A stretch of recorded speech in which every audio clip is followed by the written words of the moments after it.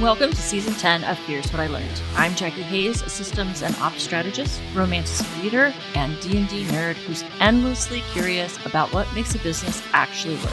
This season is about experiments. Big, small, accidental, and transformative, because every business is built on trial and error, noticing, and iteration. If you're growing a business that changes with you and you're tired of one-size-fits-all advice, you'll feel right at home. So let's get into it. Welcome back to Here's What I Learned.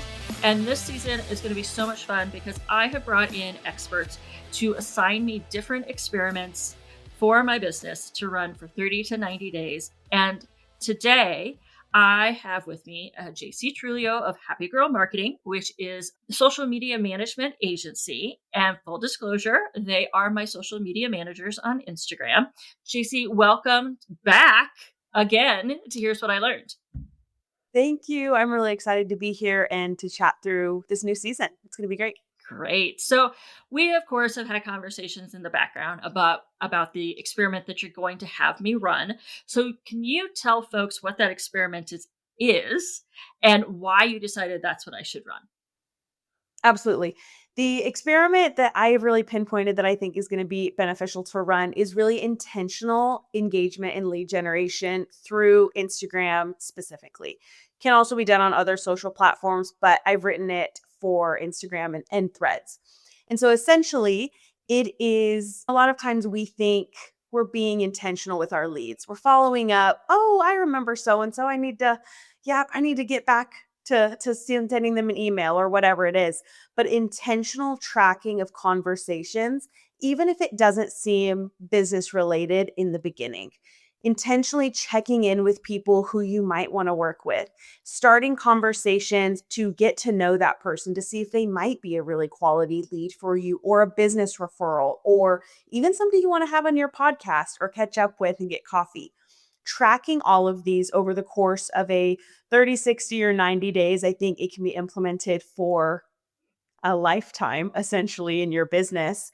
And so checking in with those people, posting regular content, and keeping track of all these conversations that you're having. And so I've written out different items that I recommend tracking if you're ready to get into that. Definitely. Let's go dive deep into that. Awesome. Okay. So some items that I find helpful to track are their name, their Instagram handle, their email, wherever you're having these conversations, keeping track. Preferably first name, last name, if you have it. The more information, the better. If you get in there and you had a conversation with Jill, and who's Jill? What's their Instagram? What's their business? What's more about them? Next, I like to keep track of their status. And so in my personal tracker, I have new lead. So when you're warming up, a friendly conversation, a sales conversation, a follow-up, and then I indicate, okay, have I sent a call link? Was the call booked, not booked? Have they booked as a client, not a good fit, or ghosted? So I think you can really assess these and kind of cater them to your individual process. However, those are the ones that I use. And then I like to track the lead source. So platform that they have come from, if it's in person, a cold pitch, virtual networking, in-person networking, all of these different places that leads can come in for your specific ecosystem, tracking that. Because it's going to be really beneficial to find out, okay, where have the most of my leads and actual conversions come from? Shows you where to spend more time. And then we have notes on the interaction. And so I like to log the date and then a general synopsis of the conversation. You don't have to copy and paste it, but when you're going back to follow up, keeping track, okay, kind of where did we leave off? And then a follow-up date. Plan to follow up a couple days after the initial message if they don't respond, or if it's just a kind of like swiping up on their story. Okay, if they don't respond, maybe finding another way to interact with them. And then I like to log objections as well. And so gathering data for future offers, for messaging, why didn't they choose to move forward with me? Was it pricing, timing? They found somebody else that was maybe better suited for the job. What are the different objections? And then a couple optional things that I think are valuable to track or to add automations. And so adding automations in your Airtable tracker, ClickUp tracker, Google Sheet tracker with Zaps, whatever you choose to use, adding automations to ping you when a follow-up date has arrived. This way, you're not scrolling through hundreds of leads. You can have a lot all at one time to figure out that follow-up date. Next, update the notes section when you change statuses. So, something that I find helpful is to identify, okay, how many call links have I sent? And sometimes, if you only change the status and not the notes section, it can be confusing to remember if you got on a call with that person, if you didn't, kind of what the general overview was. If you use ClickUp, I love their AI section for this. You can ask the bot, hey, how many leads were in this status during this time period? And it'll let you know. So those are the things I recommend tracking. Now, I know that some of my listeners are going to hear this and they're going to have a couple of questions, maybe objections. One would be this idea of interacting with people for the sake of leads or collaborations or things like that, as opposed to just being social, quote unquote, just being social. And I think you and I have both had a conversation about this because neither one of us are wanting to be out there to just be transactional in a gross, icky way. But we've talked that all relationships are actually transactional in whatever way it happens to be. And also, we're business owners. So we are spending our time in our business being strategic about the people we want to reach out to and talk to, whether that's for collaboration or they look like potential leads. What are your thoughts on that? I agree wholeheartedly. I think all relationships are transactional, whether we're cognizant of that.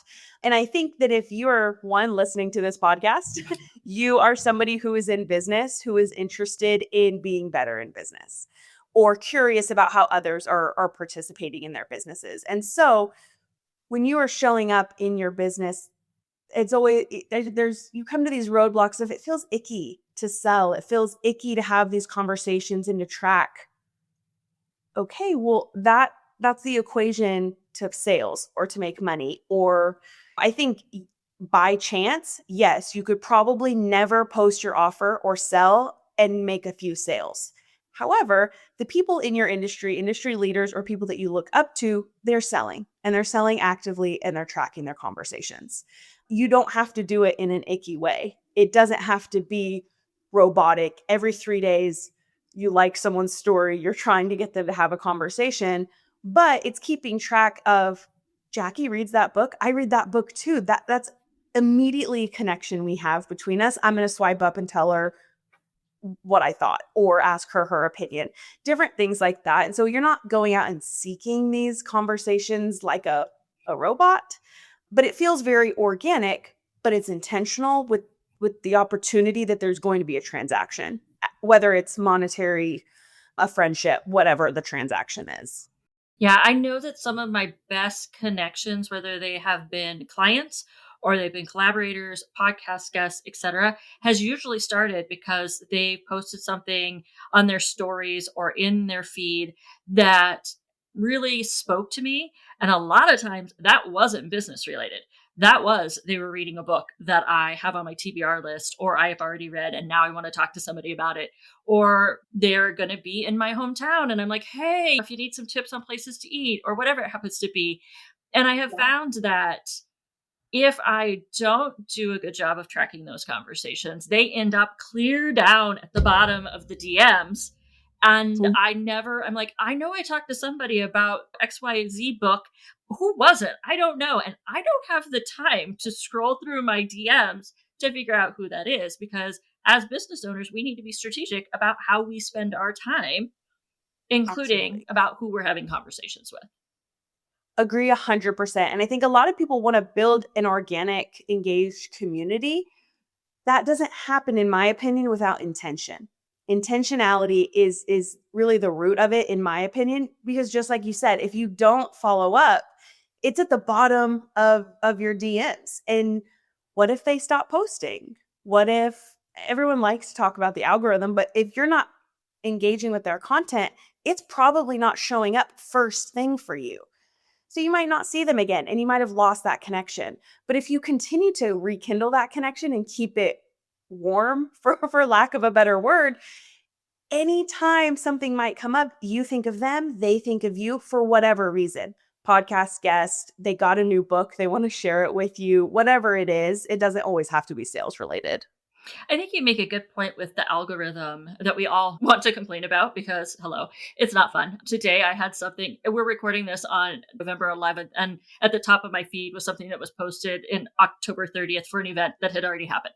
So it's not always helpful. And if you find somebody that you enjoyed having a conversation with, you're going to lose them in your feed. And if you want to know what they're doing, what they have going on, the best way to do that is to be in constant conversation with them.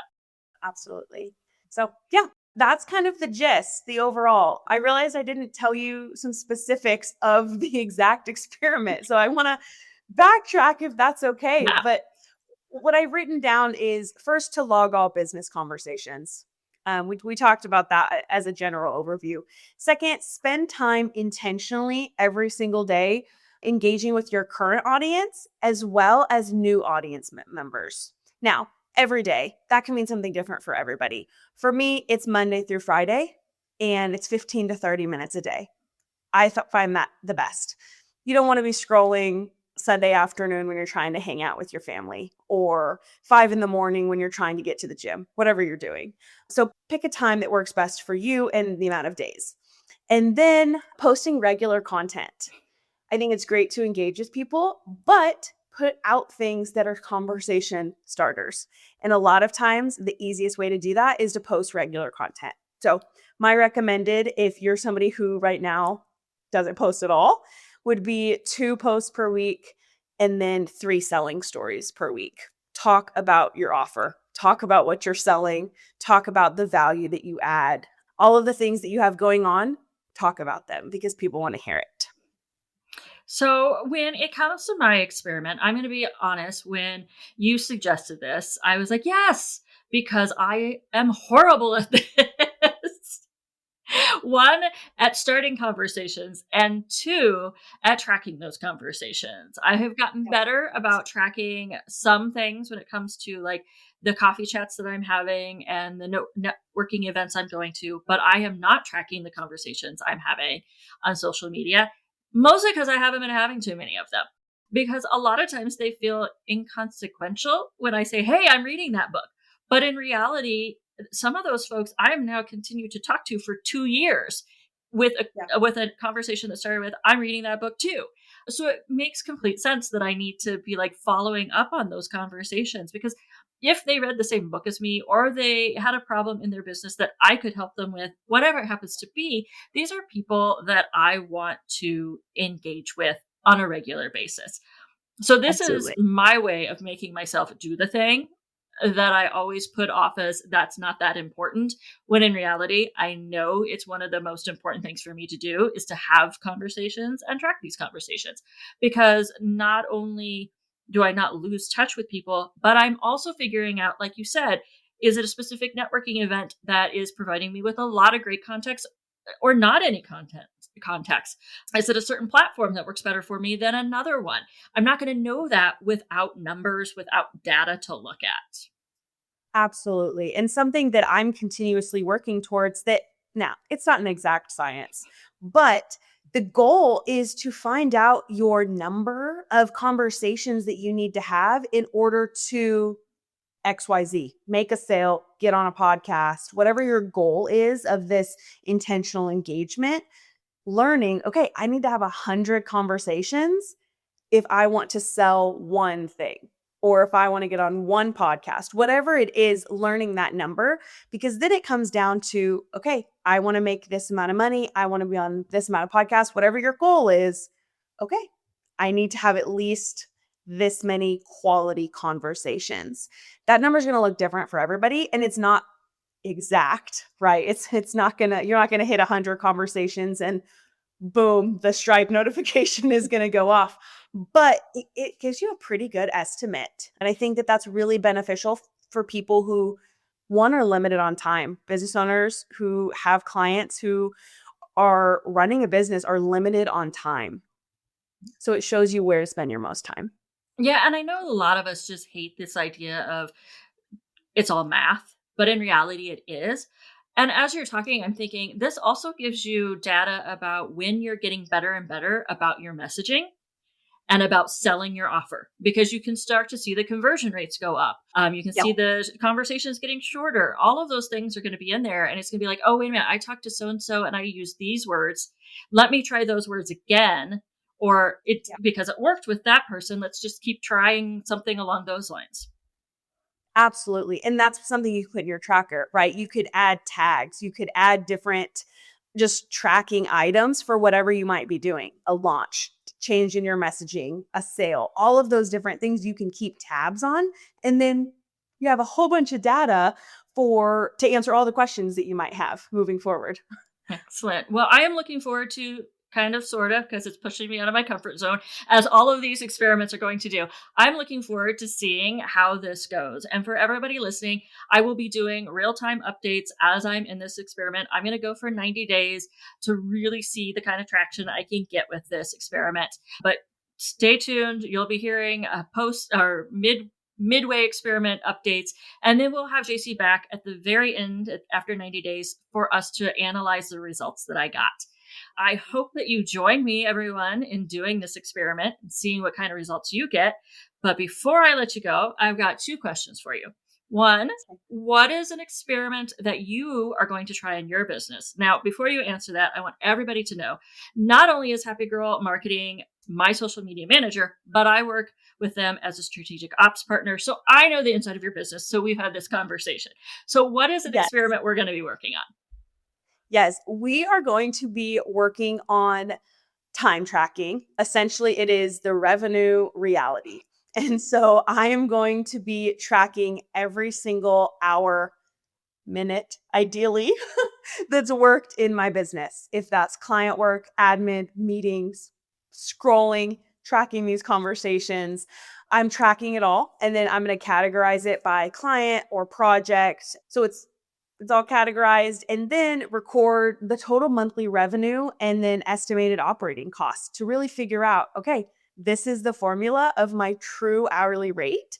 And I think it's also going to show where the heck am I spending my CEO time? You know what I mean? Because man, I blink and the day is over. And so it's going to tell me, am I wasting time? Can I maybe outsource some additional pieces? Where am I hanging out? So, Yeah. yeah. I love that you're going to be doing this experiment. It is one that I've done with myself recently, and I was very sad to see what my hourly rate was when I broke it all down. And I'm looking at not just the time I'm spending with my clients, but the entire amount of time I'm spending in my business, because that's really my hourly rate. And it was also shocking to me to see where my time was being spent and how much of my time was being in certain buckets. And then thinking, if I'm putting that much time in that bucket, is there an ROI? Am I getting something out of that? So it's a great experiment. And I can't wait to see what kind of results that you get. I'm excited. Thank you. And where can the listeners find you? Listeners can find me on Instagram at Happy Girl Marketing Co. That's where we hang out the most. We're also on Threads at Happy Girl Marketing Co. Definitely go check them out. They've got great content, but also great social media managers. So thank you so much for being here today. Absolutely. Thank you for having me. We'll talk in 90 days. Yes. Thanks again for spending time with me on Here's What I Learned. If this episode gave you something useful to try, rethink, or explore, the best way to support the show is to follow and leave a review. That helps more curious business owners find their way here. And if you want more real talk about the experiments that shape our businesses, plus practical, doable system ideas, join my email list. I send 1 to 2 emails each week with stories, insights, and strategies that help you build a business that supports your life, not the other way around. You'll also get updates on workshops, new offerings, and the things I'm learning as I experiment alongside you. Until next time, keep experimenting, keep paying attention to what those experiments tell you, and keep building a business that fits you.